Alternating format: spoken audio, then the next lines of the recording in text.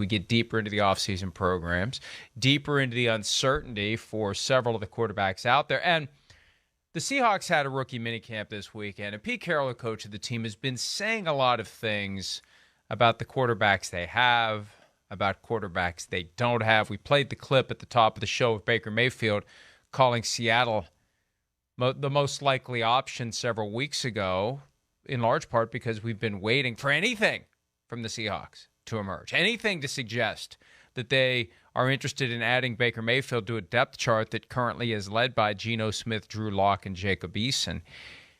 Drew Lock is currently not the number one guy. Now, we got a long way to go. Geno Smith, by virtue of being with the team, Pete Carroll said this multiple times, he's got the lead. However, Pete Carroll had some high praise for the guy who was just part of the Russell Wilson trade, an add-in, a throw on the pile.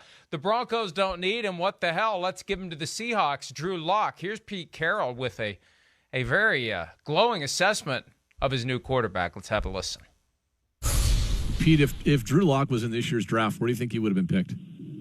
I think he'd been the first guy picked. Of the quarterbacks, anyway. He had been the first guy in this draft. I don't have any hesitation saying that. I think he'd have been right up there. That's a hell of an assessment. Now, I wonder if he means if Drew Lock was being drafted this year with no track record in the NFL, or if he was put in there with 3 years of NFL experience. Because I have a feeling there's a chance he gets assessed higher before we've seen him play at the NFL level with injury issues, inconsistency, not reaching the ceiling that you and I both thought he had as of 3 years ago. I don't know whether Pete means if we didn't know what we know after 3 years with the Broncos, if this was just fresh from scratch. Either way, I understand the idea of having, the guy that's already shown he can do something in the NFL versus the guys who we don't know what they can do because they haven't had to do it yet. Yeah, I think he's speaking more to what you laid out there first, about if he was coming out in the draft, right? He hadn't been tainted by the last 2 years in Denver with the, we saw some flashes, but we saw some, why did you do that or make that decision? I think he's talking more about draft to draft, and really I would agree with that assessment. Again, Drew Lock has big-time talent. That's I don't think that's, debatable. You watch enough football, Mike. You're obsessed with the sport. You talk about that first game you ever saw Drew Lock on the field against the Houston Texans when he made that start, what was that, 2 or 3 years ago? December of 2018, right, 2019. The years are flying by. 2019. The Buzz Lightyear game. That was a celebration. Exactly. He tore up the Texans to the point where I thought maybe the Texans would want him this offseason. Sure. I thought they'd make a play for him. Well, but the point I was trying, you see talent. That's the one thing I think anybody that watches the game and watches football, you go, there's something to this kid.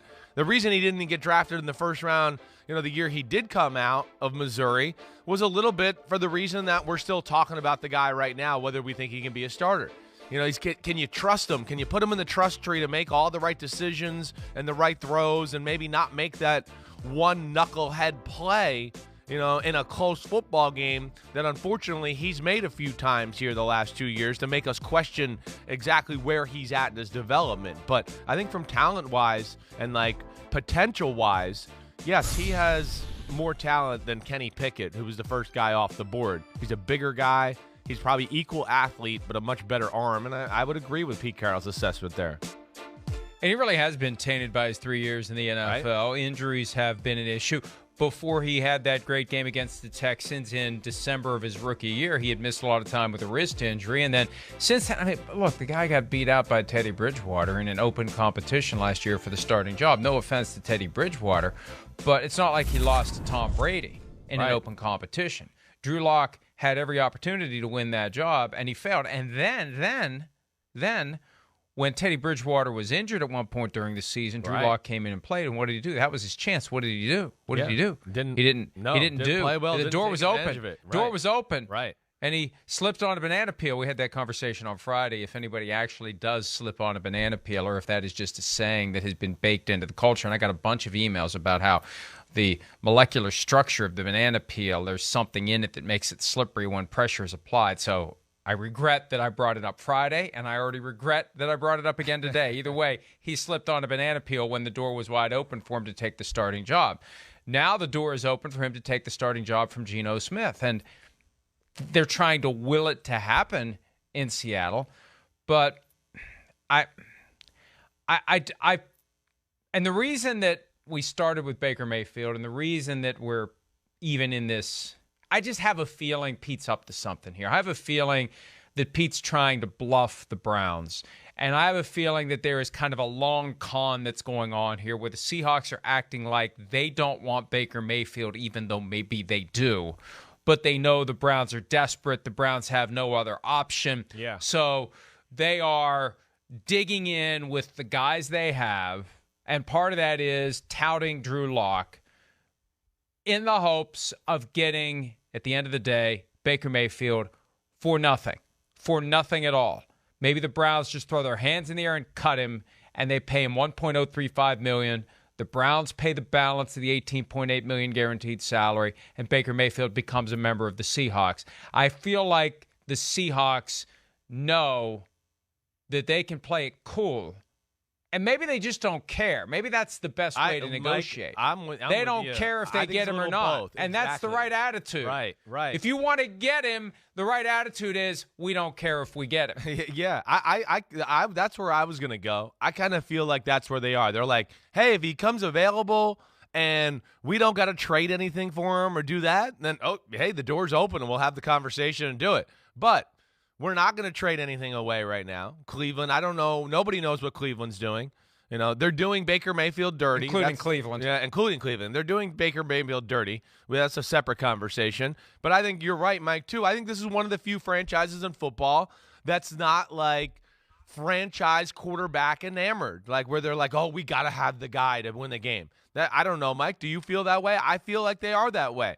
You know, I think that's why we've forwarded and heard of conversations of, you know, they didn't want to extend Russell Wilson, or maybe they'd trade him during the time they were extending him. You know, they won a Super Bowl, as we've discussed many times, with that, you know, young quarterback, rookie contract formula. Let's play defense and do all the other things, and then our quarterback will look just fine. So I do think they're one of those teams that's maybe not as desperate. It doesn't put all their eggs into, oh, man, if we don't have our quarterback, you know, we're not going to be the same type of team. I think that's natural to Pete's attitude there for sure. Hi, I'm Mike Tirico, and thanks for watching. Make sure to hit subscribe for the latest news and highlights from NBC Sports.